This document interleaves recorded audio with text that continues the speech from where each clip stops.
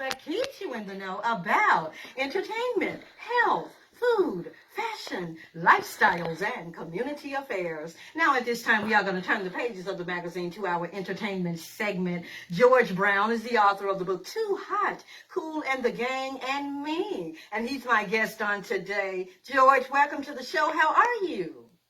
I'm well, and I'm happy to be on the show and speak to everyone and have a good time. Well, it's great to have you here with us, and we are ready to celebrate. We're going to begin our conversation as we reflect on the early years of young George. Now, you grew up around music and was inspired to piece together a makeshift drum set and teach yourself to play. George, how did that ultimately lead you to form a group called the Jazziacs, which then evolved into Kool and the Gang? Well, in the beginning, it was a group called the Jazz Birds, and Ricky Westfield, he and I lived in the same tenement. His mom and I were good friends. He introduced me to Ronald Bell and Robert Mickens. And from that point on, we had it going on. We went down to my church, Church of the Incarnation. The pastor let us practice there, and we had add-ons from drummers in the past. We were very young kids, but we kept the add-ons, the cymbals, foot pedals, you know what I mean? So that helped build that drum set, and as the years went on, it became a powerhouse. Wow. And we're excited to have it. Now, currently, Kool and the Gang, you all are in high demand worldwide. But, George, how did the group manage to progress its sound as musical taste changed over time? Because it's not me or Ronald or Charles Smith or Ricky Westfield writing everything. It's a collective genius, as Ron Bell used to say. It's a collective genius of us all. Because when you're in the studio, it's not, the gentleman might have some ideas, and we'll take those ideas, and we brain trust it, and it comes out another way, but close to what he had and the ideas. And we have a team of people that's, over the years, as females who write with us, who come up there with their perspective, which works wonders, instead of just being from a male perspective. Yes. It's a female perspective, too, in your writing, which women go, yeah, that's right. So that's what we've been doing. It's a collective. Yes. Now, let's talk about your new memoir, Too Hot, Kool and the Gang and Me. Now, in the book, you share how your recent cancer scare compelled you to disseminate your story with others. Tell us about this cancer journey, and then what you may have the listeners take away after reading the book. Well, I still have some problems, but that is slowly dissipating. I attribute it to God, good doctors. Yes. Number two should be good family support. Yes. Great diet, getting out, doing things. Yes. And so I had some things that did not work, which is not unrare in this world. You go on a treatment that doesn't work. But this treatment is working. I finished the treatment yesterday and have one more to go. Okay. And I go on a new treatment, which is much, much milder. And the numbers have been looking great from the beginning. So I'm in very, very good stead. I'm glad to hear that. Prayers are definitely going up for you. You talked about your diet. George, tell us what this actually entails, your diet, because it's very important. Well, when I was a vegan for many years. No milk, no cheese, no this, no that, no chicken, no beef, but I found with my type of system, I had to add that type of fat back in, and it did help greatly. And one of my psychologists, pretty much a guru, he said, and after all this is over, put it back. It's simple. Yeah. He said, but if that's all you put that back in there, put that beef in there now, Yes. And have some fish. You want a higher quality protein, put it back in. exercise 1, 2, 3 days a week. Yes, Exercise. absolutely. Get the exercise. Yes. Get the body because the medicine is an emotion And in the movement. yes, sir, you're absolutely right. Yes, and because you don't have to have cancer or anything like that, a disease, to work out and eat right. We all need to do that daily. And well, when you eat right, it actually helps the chemotherapy or the immunotherapy. It gives it. I mean, chemo just takes everything out, but then you're strengthening the body by giving it good nutrition and working out, strengthening all those muscle groups and everything. Yes. So the chemo is doing its work, even though it's harsh, and then you're doing your work, even though you're doing 30 sets of leg lifts. You know what I mean? So you're constantly moving that body stronger and stronger. Yeah. And as my doctor says, it's no harm in having a piece of candy, but eat. Just keep eating. Yes. And I know that some of the chemotherapy truncates people's diet. You can't eat. You say eat, I would love to. But so there's medicines for that. And but eat. You build up those calories, keep your weight up. And what happens is it helps the medicines that they are applying to you. Otherwise, problem, because you get frail, emaciated, all those things. And I've been there, so I know. And the thing is just forward. Make this disgruntled, this upset, keep going forward. Even if it's one step, you do it.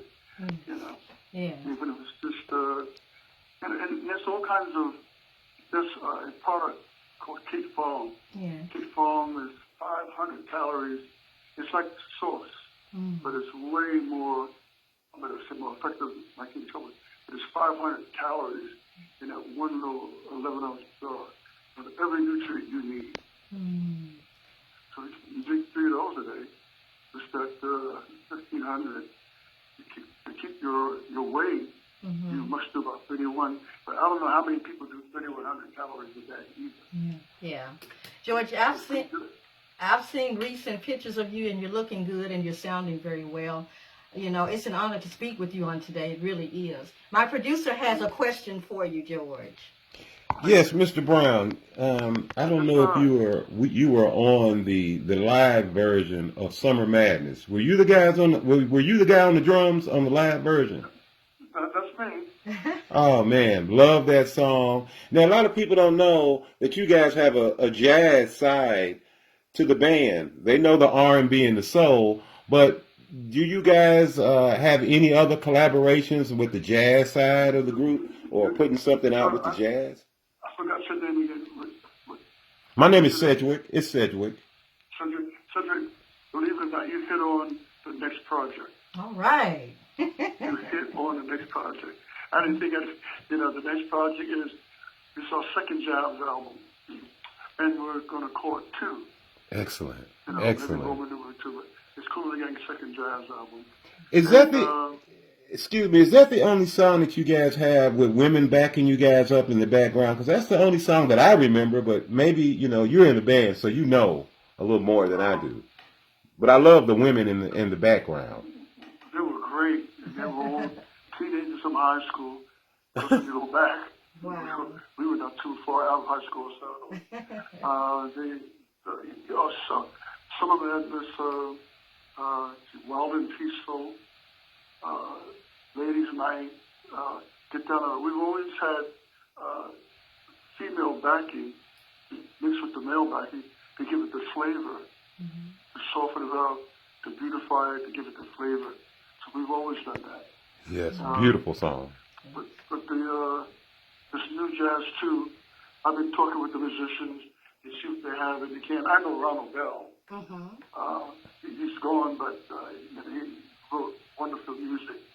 And he's speaking with his wife about pulling out some of that he has and combining it with Clayton Smith and mine and Curtis Williams and a couple of other musicians who are jazz oriented.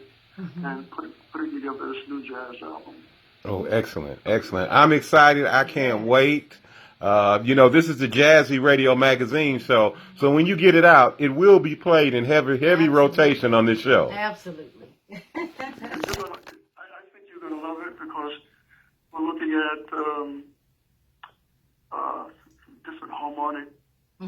Oh, excellent, And excellent. because some of it will have a little Middle Eastern that you will all recognize anyway, from all the Bible stories and all the movies. So, but we feel it's going to be, we'll have a chance to stretch out even more than what we've done in the 70s with jazz.